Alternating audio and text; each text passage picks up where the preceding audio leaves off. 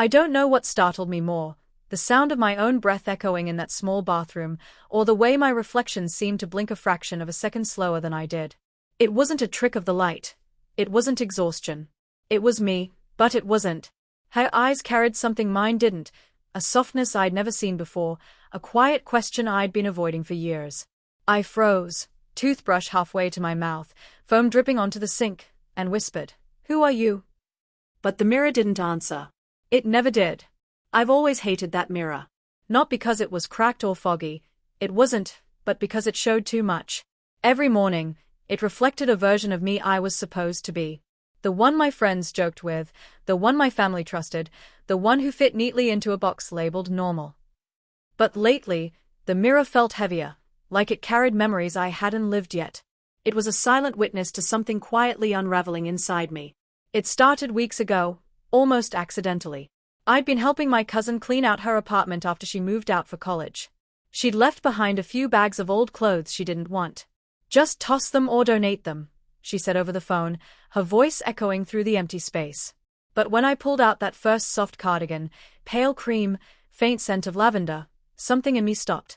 I don't know what I was expecting, but I wasn't expecting my hands to tremble like that.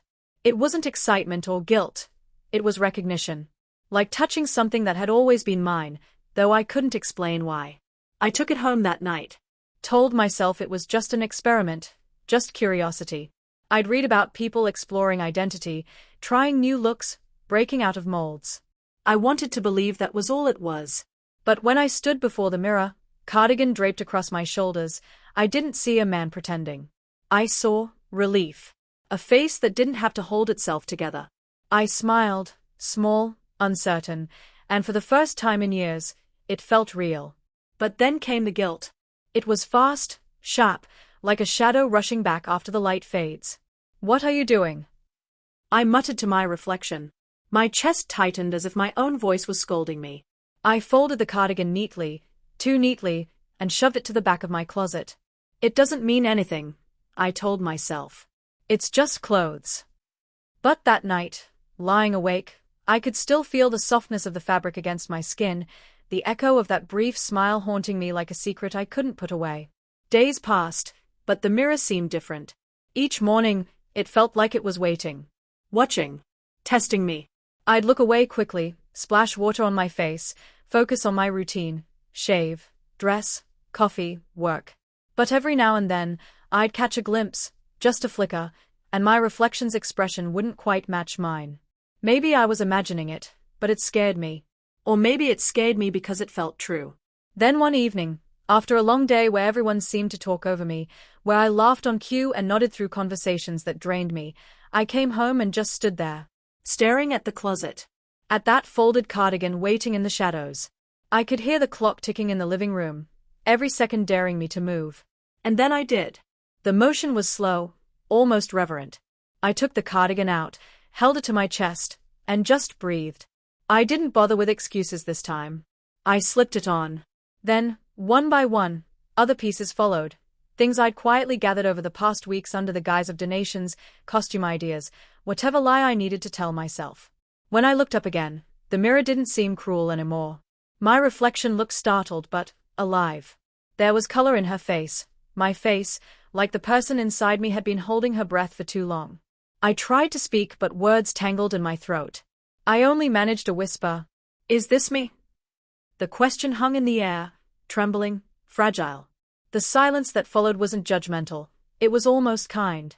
I reached out, fingertips brushing against the cool surface of the glass, and for a heartbeat, I could swear the reflection moved first. That night changed everything. Not because I suddenly understood who I was, but because I couldn't pretend not to anymore. Have you ever looked in the mirror and seen a version of yourself you didn't recognize, yet somehow, deep down, you knew they'd been there all along? The next morning, I woke up before the alarm.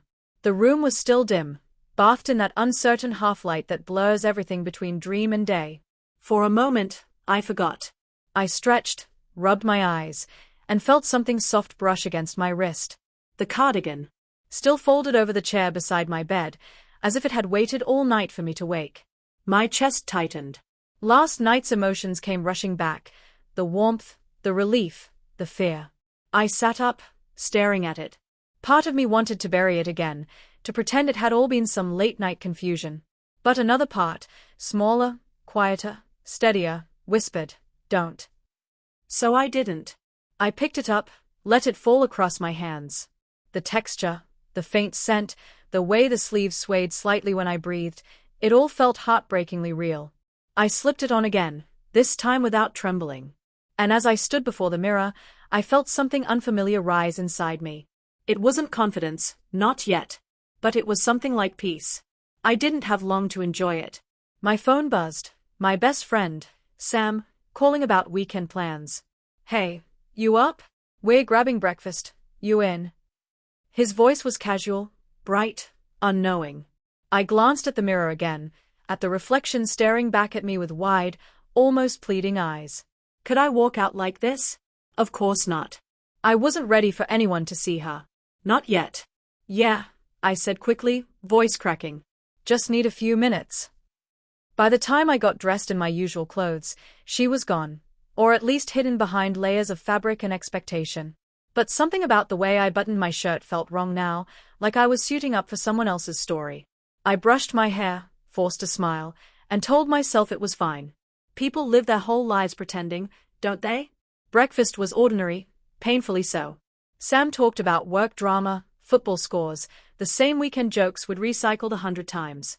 I laughed where I was supposed to, but inside, I was somewhere else, back in that quiet moment before the mirror, when the world had felt still enough to breathe. At one point, Sam looked at me strangely. "You okay, man? You've been kinda quiet lately." I shrugged, eyes dropping to my coffee. "Just tired." It wasn't a lie, not exactly. I was tired, of pretending, of silence, of waking up to a reflection that felt more honest than the one everyone else saw. But how could I say that out loud? That night, when I got home, I didn't turn on the lights. I just stood in the darkness, listening to the hum of the refrigerator, the faint sound of rain against the window. And then, quietly, I reached for the lamp. The mirror caught the light first, and there she was again. Waiting. This time, I didn't hesitate. I didn't think about right or wrong. I let my hands move, steady, almost instinctive. A brush through my hair, a subtle line of lip tint I'd bought under the excuse of a theater project. The cardigan once more. The transformation wasn't perfect, my features were still mine, but something had shifted. The more I looked, the less I saw disguise. I don't know how long I stood there, just breathing. Minutes, maybe hours. The mirror didn't blink this time. She met my gaze fully, as if to say, "You don't have to hide here." But the world wasn't made of mirrors. The following week, I found myself lingering longer each night, experimenting quietly, layering small pieces of authenticity like whispers against the noise of my routine. But in daylight, I went back to being him, the one people expected, the one who never raised suspicion. The space between those two selves grew wider each day, like standing on opposite sides of a river that kept flooding. One night, after a long shift, I caught my reflection unexpectedly in a store window, harsh fluorescent light cutting across my tired face. For a second, I saw her again, flickering faintly beneath the surface, as though waiting to be acknowledged. I looked away too fast, almost angry at myself for wanting it so badly. When I got home, I stood before the mirror once more, trembling. "What are you doing to me?" I whispered, but she didn't answer. She just looked back, patient, knowing. And deep down, I knew this wasn't about clothes anymore. It never had been. It was about the quiet ache of wanting to be seen, truly seen, and the terror of what that might cost. Have you ever felt like you're living two lives at once, one the world can see, and one that only exists when the door is closed? It wasn't supposed to happen so soon. I had promised myself months of preparation, careful practice, private experiments in the glow of my bedroom. But sometimes, life doesn't wait for permission. It started with a text. An invitation to a small gathering, just a few coworkers grabbing drinks after work. I stared at the message for what felt like forever. My chest tightened. The mirror in my mind flashed her face, the one I had started to recognize as mine. Could I? Should I? My fingers hovered over the keyboard, hovering between a safe "I can't tonight" and a reckless, heart-thudding "I'll come." The thought of showing even a shadow of her terrified me. But the thought of hiding her, of pretending the reflection wasn't real, felt heavier. like carrying a weight in my chest that no one else could see. So I typed the words, "I'll come." And instantly, fear and excitement collided inside me. I spent the rest of the day preparing in secret. Not clothes this time, my posture, my voice, the subtleties of movement. Every glance in the mirror became a lesson, every hesitant smile a rehearsal. I practiced small things, tilting my head just so, softening my expressions, letting gestures linger longer than usual. It felt like learning a language my body had always known but never spoken aloud. By the time I left, the world outside my apartment seemed sharper, brighter, more dangerous. Every step toward the bar was a drumbeat in my chest.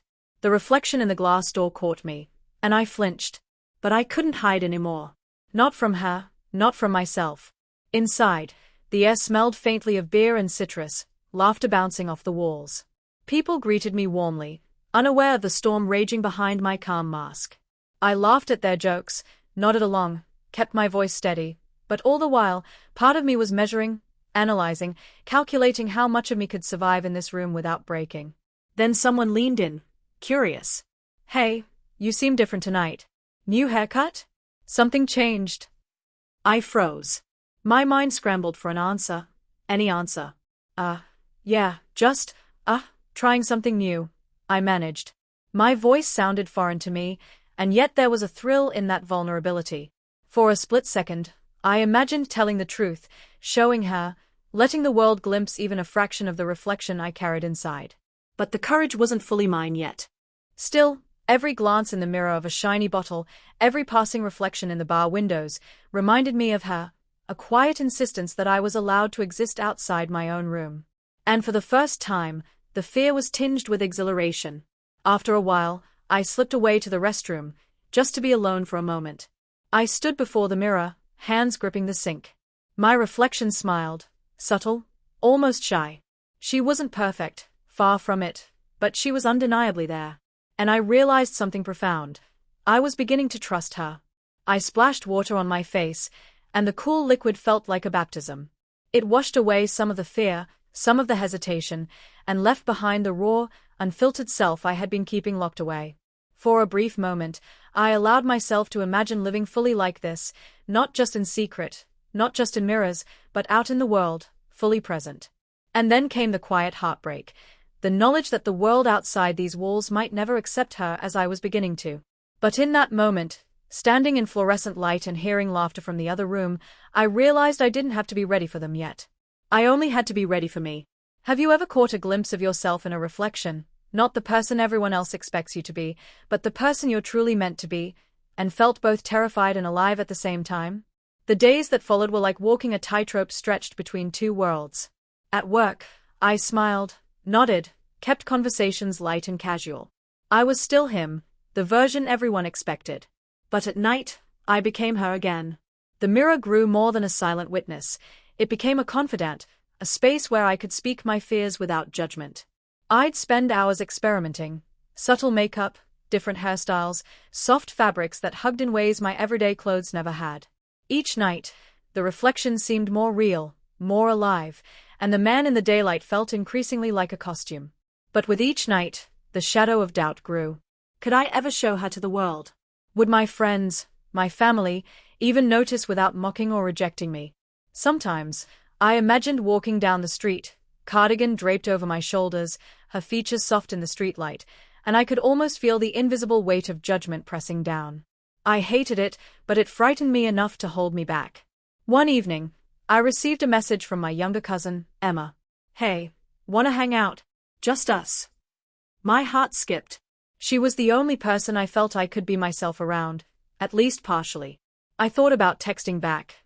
"Actually, I want to try something. I want to show you," but the words froze. Instead, I kept it safe, normal, ordinary. We met at a small cafe, sun filtering through the windows, and I laughed at her jokes, shared stories, all the while feeling her eyes catch on small changes, a tilt of my head, the way I smiled, a softness she hadn't noticed before. She didn't comment. Not directly. But her silence felt like a mirror itself, reflecting both curiosity and acceptance. For a fleeting moment, I imagined telling her everything, letting her see her cousin, but in a glance, I saw hesitation mirrored in my own gaze. Some parts of me were still too fragile to be exposed. Later that night, alone, I faced the mirror again. The reflection greeted me as always, patient and knowing. I traced her features with my fingers, the curve of the lips, the shape of the eyes softened by makeup, the gentle fall of the cardigan across my shoulders. I whispered to her, "Why is it so hard to believe you're real?" And she blinked back at me, almost defiantly. I realized then that the mirror wasn't a barrier. It wasn't the enemy. The doubt wasn't her, it was me. Me, holding on to the fear of judgment, the fear of rejection, the fear of stepping into a life that others might not understand. That night, I slept with a cardigan draped over my chair, and for the first time, I dreamed of walking freely as her, of laughter untainted by fear, of hands brushing past strangers without flinching. I woke with the taste of courage lingering on my tongue, a quiet promise that maybe, just maybe, I could start bridging the space between who I was and who I wanted to be. But courage has a way of being fragile. The next morning, even with dreams still clinging to me, I dressed as him again. The streets felt heavier, every reflection in shop windows a reminder of the mask I wore. And yet, in each fleeting glance, she waited for me, whispering that the world outside the mirror could eventually be mine too, if I could only take the first step. Have you ever felt that tension, the pull between who you are in secret and who you're expected to be in public? It started with something small. A walk down the block at dusk, the streetlights flickering on one by one. I had the cardigan draped over my shoulders again, subtle this time, trying not to draw attention. My heart pounded so loudly it felt like it could give me away. Every passerby seemed to notice more than they actually did. Every reflection in the glass doors of shops, every car window, made me pause, measuring, adjusting, doubting. But there was exhilaration in it too. The thrill of walking like her, the way the fabric moved, the way my head tilted slightly differently, the way my hands relaxed in ways they didn't during the day, it was intoxicating. For the first time, the mirror wasn't the only place she existed. She was out here, breathing, moving, claiming space, even if only for a few blocks. I passed a cafe and caught myself in the window reflection. There she was, her eyes bright, lips curved in a hesitant smile. For a moment, I allowed myself to imagine someone noticing and not recoiling, not laughing, not judging. But reality rushed back like cold air. I tucked the cardigan closer, straightened my shoulders, and forced a casual pace. Back home, I collapsed onto my bed. My hands shook as I untangled the cardigan from my shoulders, as if removing it would also remove the courage I'd just summoned. But the mirror didn't lie. She waited patiently, soft and unwavering. I leaned closer, fingertips brushing the glass, and whispered, "Today, you existed outside me." Then came the anxiety, creeping in like shadows through a cracked door. What if it had been a mistake? What if I had pushed too far, too fast? What if the world wasn't ready for her? Or worse, if I wasn't ready myself? Every doubt collided in my chest, and I wanted to retreat back to the safety of my old routine. Yet, I couldn't. Because that night, when I curled up beneath the sheets, I realized something profound. I had glimpsed a life I wanted. Not just a reflection, not just a dream, but a reality I could carve slowly, quietly, step by step.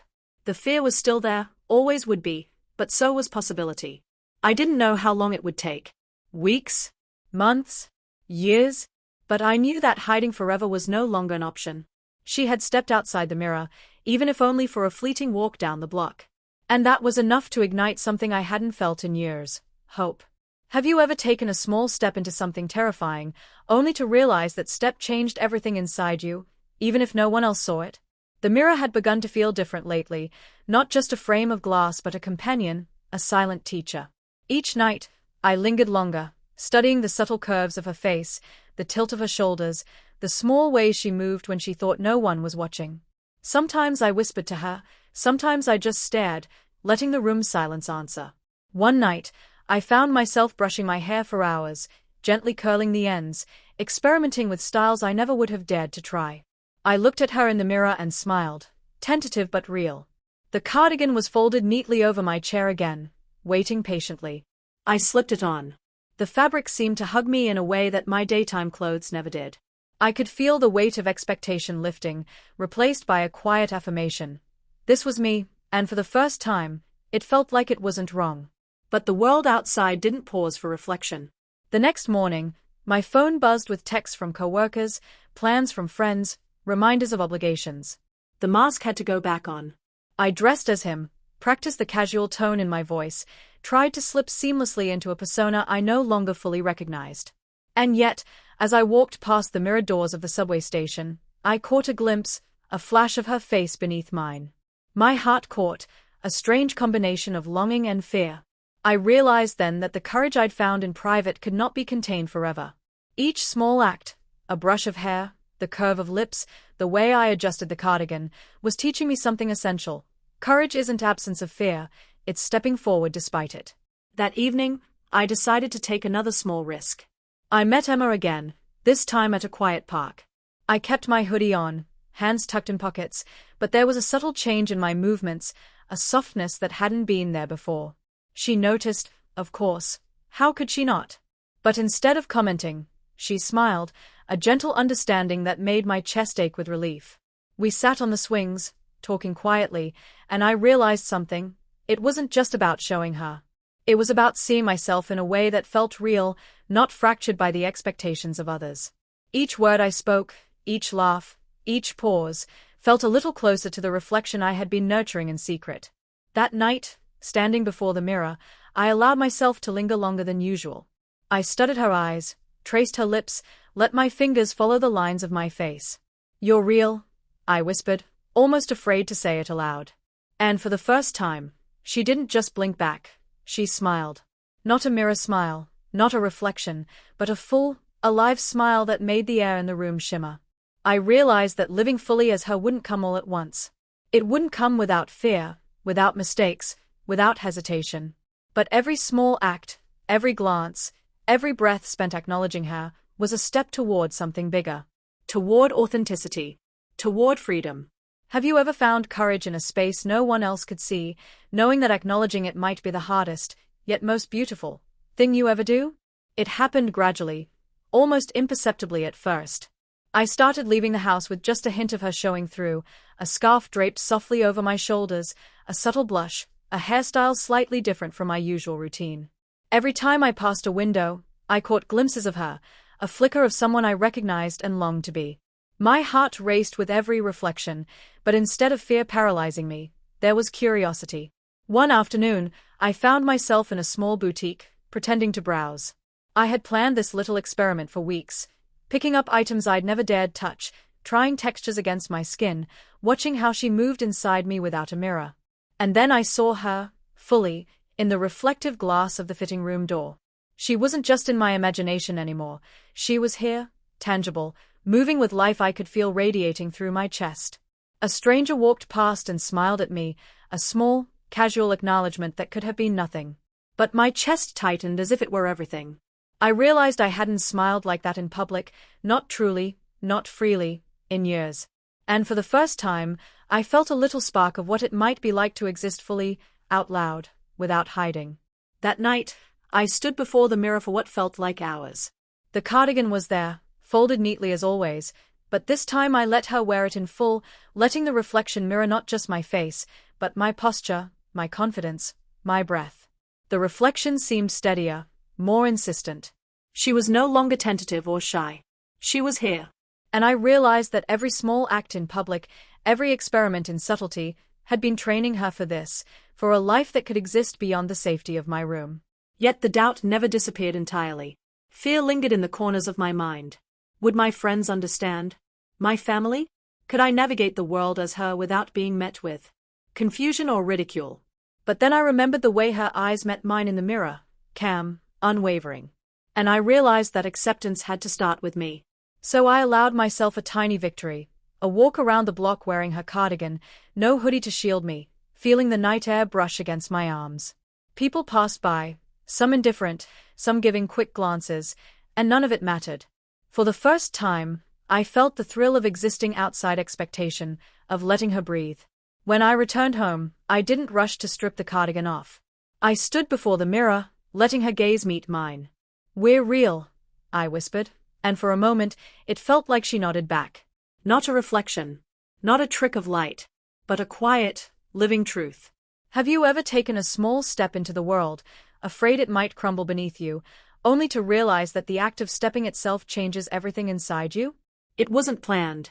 I had rehearsed it in my head 1,000 times, imagining conversations, defensive excuses, subtle hints. But life rarely gives you the luxury of timing. One evening, Emma called me, her voice light, teasing, unaware of the storm I had been harboring inside. "Hey, want to come over? Movie night. Just us." My chest tightened. I could feel her presence already, her understanding, the trust that had built quietly over months. I wanted to tell her everything, not in fragments, not in half-lies, but the whole truth. Yet the fear clawed at me, whispering that the world might not be as kind as this room, that the moment I opened my mouth, everything could shatter. When I arrived, she greeted me with the usual warmth. We settled on the couch, a blanket tossed over our laps, the flickering light of the TV painting shadows across her face. I sat there, the cardigan draped casually over my shoulders, my fingers twisting nervously in the folds. And then, without really thinking, I whispered, "There's something I need to show you." Her eyes widened, curiosity mixed with concern. I gestured to the cardigan, to the reflection in the glass behind her, to the subtle changes I'd been practicing in secret. And then, slowly, I began to speak, about the nights in front of the mirror, about discovering her, about the fear and the joy of realizing that she wasn't a mask but a part of me that had been waiting to breathe. The words tumbled out, awkward, halting, yet honest. And Emma, she didn't recoil. She didn't laugh. She listened. Eyes wide, heart open, and when I paused, waiting for judgment, she simply reached over and took my hand. "I'm glad you told me," she said quietly. "I see you." The weight in my chest lifted just a fraction, but the trembling of relief mixed with fear made me realize something important. Showing someone your truth doesn't erase the world's potential harshness. It only gives you a moment of connection, a reminder that acceptance can exist, even if just in fragments at first. After she left, I stood before the mirror, cardigan still on, fingers brushing against her image. "You're real," I whispered again, and this time it felt truer than ever. The reflection didn't blink back.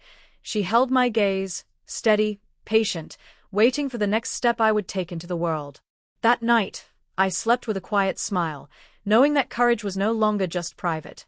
It could exist in moments shared, in truths told, in hands held, even if just with one person. Have you ever shared a part of yourself you had hidden for years, and found that the act of sharing made it feel more alive than you ever imagined? The weeks that followed were a delicate dance between fear and exhilaration. Each morning, I woke with a quiet tension, wondering which version of myself the day would demand. But now, I had proof that she could exist beyond the mirror, beyond the quiet of my room. I had Emma, a witness who understood, and small glimpses of courage in public that reminded me she wasn't just a fantasy. She was real, and she deserved space in the world I had been too afraid to navigate. One Saturday, I decided to test the waters further. A local cafe, usually quiet, sun spilling across the windows, a perfect, almost cinematic stage. I wore her fully, cardigan draped just so, subtle makeup, hair softly curled. I rehearsed my posture and my walk as I left the apartment, heart hammering with every step down the street. People glanced, naturally, casually, without judgment. And I felt a spark of freedom I had never experienced. Each step felt lighter, more authentic, each breath deeper, filled with the quiet power of being seen without hiding. I caught my reflection in the cafe window. There she was, smiling softly at herself, a fragile but undeniable presence, and I smiled back. Inside, I ordered coffee, hands shaking slightly, not from fear but anticipation. I sat at a small table, letting the sunlight fall across her features. I didn't need anyone to notice. I didn't need validation from the world beyond these walls. I was enough. And yet, I couldn't deny the thrill of being out, of existing fully, if only for a moment. That night, standing before the mirror at home, I allowed myself to linger. I studied her face, traced the curves, the tilt of her head, the softness in her eyes. "You're ready," I whispered, and for the first time, it felt like she nodded, not just in reflection, but in reality. She had grown stronger in the quiet nights, in the fleeting walks, in the shared trust of one person who saw her. I realized then that transformation wasn't a single moment. It wasn't magical or sudden. It was a collection of small victories, quiet acts of bravery, and relentless self-recognition. She had been there all along, waiting patiently for me to notice. And now, finally, I could step fully into her presence without hiding, without apology, without fear. The cardigan hung neatly on the chair, a symbol of patience, of identity, of courage that had been earned through nights of quiet reflection and days of tentative exploration. She had become more than a reflection. She had become a part of life itself, a living testament to the power of seeing oneself fully, even when the world feels unready to see you back. Have you ever realized that the person you've been searching for all along was already inside you, waiting for a moment of courage to come alive? It's strange how ordinary the day felt, yet how monumental it became in my memory. I woke up, sunlight spilling across the floor, and for the first time in years, I didn't hesitate before the mirror. She was there, as always, but today there was no trembling in my hands, no second-guessing in my chest. She was calm, confident, alive. And I realized I had become her, in small ways, over countless nights of quiet courage. I slipped on the cardigan, brushing my hair softly, letting it fall in gentle waves. The reflection smiled back at me, fully, without reservation. For years, I had feared seeing her, fearing what it meant, fearing the world's judgment. Now, I could finally breathe in her presence as part of myself, not a part, not a secret, not a dream. The world outside the door still carried its noise and expectations. My friends, my family, colleagues, they weren't suddenly altered. But something inside me had shifted irreversibly. I could step into the day, into conversations, into streets, carrying her fully, and not feel fractured. I realized that authenticity wasn't about everyone seeing you. It was about you seeing yourself clearly and allowing that truth to guide your life. Later, I went for a walk. The sunlight reflected in windows, streetlights flickered on early in the evening, and I caught glimpses of her in every reflection. She wasn't a stranger anymore. She wasn't a mask or a fantasy. She was me, and that realization felt like wings unfurling, tentative yet unshakable. At night, standing once more before the mirror, I traced the lines of her face with gentle reverence. "We made it," I whispered, feeling a profound quiet joy. No triumph shouted aloud, no validation required. Just the intimate, unshakable knowledge that I had found the courage to meet myself fully, finally, and embrace all the quiet moments that led here. The cardigan still hangs over the chair, a symbol of beginnings and persistence. The mirror no longer blinks differently. It simply reflects truth, as it always should. And I know that the journey isn't over. It never truly is, but I have stepped into it without fear, without apology, without compromise. She and I exist as one now, quietly, beautifully, alive. Have you ever realized that the courage to face yourself fully can transform every reflection, every moment, every step you take in the world?